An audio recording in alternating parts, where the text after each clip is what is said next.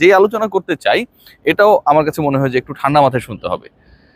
বাংলাদেশের আসলে টপ 8-এ যাবার সমীকরণটা কি? স্ট্রেট ওয়েতে যদি আমরা বলি, বাংলাদেশের টপ 8-এ, এবারের বিশ্বকাপের সুপার 8-এ, শীর্ষ 8-এ বা পরের রাউন্ডে, এটাকে অনেকভাবেই আমরা ব্যাখ্যা করতে পারি। আসলে মিনিংটা একটাই দাঁড়ায়, যেতে গেলে সবচেয়ে বড় যে সমীকরণটা ছিল সেটা বাংলাদেশ অলরেডি মিলিয়ে ফেলেছে। এবং সেই সমীকরণটা হচ্ছে বাংলাদেশকে তাদের প্রথম ম্যাচ শ্রীলঙ্কার বিপক্ষে যেই ম্যাচ, সেই ম্যাচে জিততে হতো এ কারণেই, কারণ বাংলাদেশ যেই গ্রুপটায় রয়েছে, গ্রুপ অফ ডেথ বলা হচ্ছে, সাউথ আফ্রিকা রয়েছে, শ্রীলঙ্কা রয়েছে, বাংলাদেশ রয়েছে, তিনটে গুরুত্বপূর্ণ টেস্ট প্লেইং নেশন রয়েছে। টি-20 তো এই দলগুলো, সাউথ আফ্রিকাকে যদি আমরা একটু উপরে রাখি, শ্রীলঙ্কা বাংলাদেশ কাছাকাছি মানের।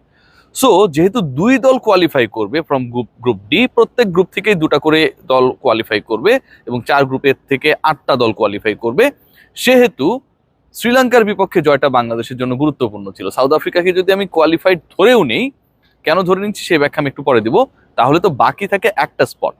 সো ওই স্পটে দাবিদার যে দুই দল, তাদের মধ্যে যে জিতবে মুখোমুখি লড়াইয়ে, সে তো এগিয়ে যাবে। বাংলাদেশ সেই লড়াইটায় এগিয়ে গেছে। দ্বিতীয় যে কারণটা, ওপেনিং যে ম্যাচটা ছিল শ্রীলঙ্কার সাউথ আফ্রিকার বিপক্ষে, সেটাই শ্রীলঙ্কা সাউথ আফ্রিকার বিপক্ষে বড় ব্যবধানে হেরে গেছে। সো শ্রীলঙ্কা যেহেতু ওই ম্যাচে হেরে গেছে এবং শ্রীলঙ্কার টানা 2 পরাজয় এনশিওর হয়েছে, বাংলাদেশের চান্সেসটা বেড়ে গেছে। সহজ সমীকরণ যেটা, কি করলে বাংলাদেশ সুপার 8-এ খেলবেই, কি করলে বাংলাদেশের সুপার 8-এ খেলা নিয়ে কোনো ধরনের সংশয় নেই। অঙ্ক, হিসাব নিকাশ, পাটিগণিত, বীজগণিত, জ্যামিতিতে আমরা যাব না। বাংলাদেশ এখন পর্যন্ত একটা ম্যাচ খেলেছে, বাকি রয়েছে আরো 3 ম্যাচ। এই 3 ম্যাচের বাংলাদেশ যদি দুটাতে জয় পায়, তাহলে টিম টাইগার্সের পরের রাউন্ডে যাওয়া নিয়ে কোনো ধরনের ডিবেট, কোনো ধরনের শঙ্কা, সমীকরণ মেলানোর প্যারা কোনোটাই থাকবে না আসলে। এখন এই শ্রীলঙ্কার এগেনস্টে বাংলাদেশ 2 উইকেটে জয়টা পেয়েছে, এটা আবার বাংলাদেশকে একটা অ্যাডভান্টেজাস পজিশনে রেখেছে। একটু শ্রীলঙ্কা চাপে পড়েছে। দ্বিতীয় যেটা, পরের 3 ম্যাচের দুটা কিন্তু বাংলাদেশ খেলবে নেদারল্যান্ডস আর নেপালের বিপক্ষে। নেদারল্যান্ডস এবং নেপালের বিপক্ষে বাংলাদেশ যেহেতু শ্রীলঙ্কাকে হারিয়েছে, বাংলাদেশের জেতা উচিত। সো আমি যেটা বললাম যে বাংলাদেশ যদি পরের 3 ম্যাচে দুটা জিততে পারে, তাহলে হচ্ছে সুপার 8-এ চলে যাবে। এবং এই দুইটা জয় পাবার জন্য এমন দুটো প্রতিপক্ষ আমাদের অপেক্ষায় রয়েছে সেন্ট ভিনসেন্টে, যাদের বিপক্ষে বাংলাদেশের আইডিয়ালি জেতা উচিত।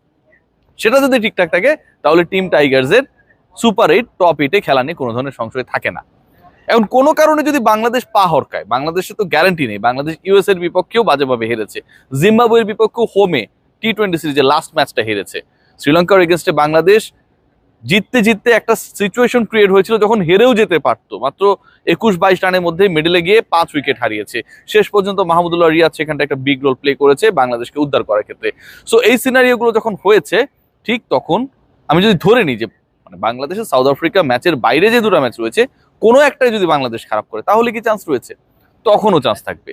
বাংলাদেশ যদি তাদের পরের 3 ম্যাচের একটাতেও জয় পায় এবং সেই জয়টা যদি নেদারল্যান্ডসের বিপক্ষে হয়, তাহলে নেদারল্যান্ডসের আর কোনো সুযোগ থাকবে না, বা নেদারল্যান্ডস তুলনামূলকভাবে সুযোগ থাকলেও সেটা ক্যালকুলেশনটা বাংলাদেশের সাথে মিলিয়ে সাউথ আফ্রিকার সঙ্গী হয়ে পরের রাউন্ডে যাওয়ার ক্ষেত্রে একটা হিসাব নিকাশের মধ্যে পড়বে। কারণ অলরেডি নেদারল্যান্ডস তারা হচ্ছে 2টা ম্যাচ খেলেছে এবং 2 ম্যাচের মধ্যে একটা জয় পেয়েছে, যে কারণে কিন্তু তারা বাংলাদেশের গ্রুপে মোটামুটি একটা শক্ত অবস্থানে রয়েছে, যেহেতু নেপালকে তারা হারিয়েছে। এখন নেদারল্যান্ডসের সাথে শ্রীলঙ্কার খেলা রয়েছে, শ্রীলঙ্কার কাছে তারা যদি হেরে যায় এবং বাংলাদেশের কাছেও যদি তারা হেরে যায়, তাহলে কিন্তু নেদারল্যান্ডসের পয়েন্ট ওই একটা জায়গায় থেকে গেল। বাংলাদেশের থেকে তারা কিন্তু উপরে উঠতে পারছে না। শ্রীলঙ্কা যেই দলটার সিচুয়েশন এখন হচ্ছে একদম টেবিলের তলানিতে, নেপালেরও নিচে, কোনো জয় পায়নি, 2 ম্যাচ খেলেছে, 2টা পরাজয়, তারপরও শ্রীলঙ্কার কিন্তু যথেষ্ট সুযোগ রয়েছে। শ্রীলঙ্কার সুযোগটা রয়েছে এই কারণে, বাংলাদেশ যদি পরের 3 ম্যাচের একটাই জিতে, তাহলে বাংলাদেশের 2 জয় হলো। আর শ্রীলঙ্কা পরের 2 ম্যাচে 2টা যদি জিতে, তাহলে শ্রীলঙ্কার 2 জয় হলো। এখন শ্রীলঙ্কা এবং বাংলাদেশের নাম্বার অফ উইন্স তো সেম হয়ে যাবে। এবং নাম্বার অফ উইন্স যদি সেম হয়ে যায়, সাউথ আফ্রিকাকে যদি আমি কোয়ালিফাইড ধরে নিই, তাহলে এই 2 দলের মধ্যে থেকে একটা দল যাবে, তখন রান রেটের হিসাবটা ডেফিনেটলি চলে আসবে। এমনও হতে পারে বাংলাদেশের 2 জয়, শ্রীলঙ্কার 2 জয়, নেদারল্যান্ডসের 2 জয়, এরকম একটা সিচুয়েশন ক্রিয়েট হওয়ারও যথেষ্ট সুযোগ রয়েছে। বাংলাদেশ নেদারল্যান্ডসের কাছে হেরে গেলে নেদারল্যান্ডসের 2 জয় হবে, বাংলাদেশ নেপালকে হারালে বাংলাদেশের 2 জয় হবে, শ্রীলঙ্কা তাদের পরের 2 ম্যাচে জিতলে শ্রীলঙ্কার 2 জয় হবে। মানে বুঝতে পারছেন, আমরা যতটুকু সহজ ভাবছি, যতটুকু সহজে মনে করছি বাংলাদেশ হ্যাজ বিন কোয়ালিফাইড, ততটা সহজ না। আবার যতটা ডিফিকাল্ট মনে করছি, ততটাও ডিফিকাল্ট না।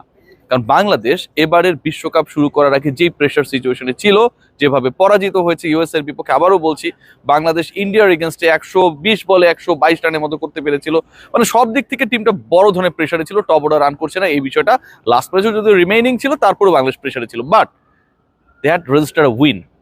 একটা জয় পুরো দলের মোরালটাকে চেঞ্জ করে দিতে পারে, সেই কারণে চান্সটা বেশি। কয়েকটা ইস্যুর কারণে আমার কাছে মনে হয় team tigers they are in upper hand, এবং বাংলাদেশের পরের রাউন্ডে যাওয়া নিয়ে খুব বেশি শঙ্কা সংশয়ের সুযোগ নেই। প্রধান যে কারণটা সেটা হচ্ছে বাংলাদেশের বোলিং ডিপার্টমেন্ট লাস্ট ম্যাচে কিন্তু ট্রিমেন্ডাস পারফরমেন্স করেছে। শরীফুল সেরে ওঠার পথে, শরীফুল সব ঠিক থাকলে ওয়েস্ট ইন্ডিজের বিপক্ষে বাংলাদেশের ম্যাচেসগুলো খেলবে, ওই 2 ম্যাচে শরীফুলকে আমরা পাবো। সো এটা কিন্তু বাংলাদেশের স্ট্রেংথ বাড়াবে, খুবই গুরুত্বপূর্ণ একটা পয়েন্ট। কিন্তু শরীফুল যদি সেরে ওঠে বাংলাদেশের বোলিং স্ট্রেংথটা বাড়বে।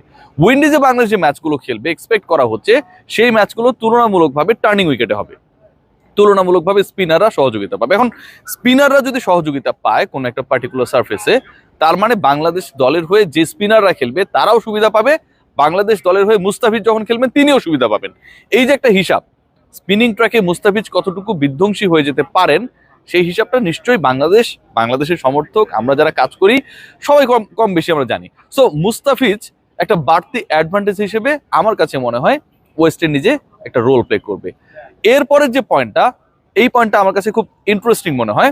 বাংলাদেশ সেন্ট ভিনসেন্টে 2টা ম্যাচ খেলবে। দেখুন বাংলাদেশ তাদের প্রথম ম্যাচটা খেলেছে আপনার ডালাসে, এবং পরের ম্যাচটা বাংলাদেশ আর কিছুক্ষণ মানে কয়েক ঘন্টা পরেই বাংলাদেশ খেলবে হচ্ছে নিউ ইয়র্কে। এর পরের ম্যাচ দুটো খেলবে বাংলাদেশ সেন্ট ভিনসেন্টে।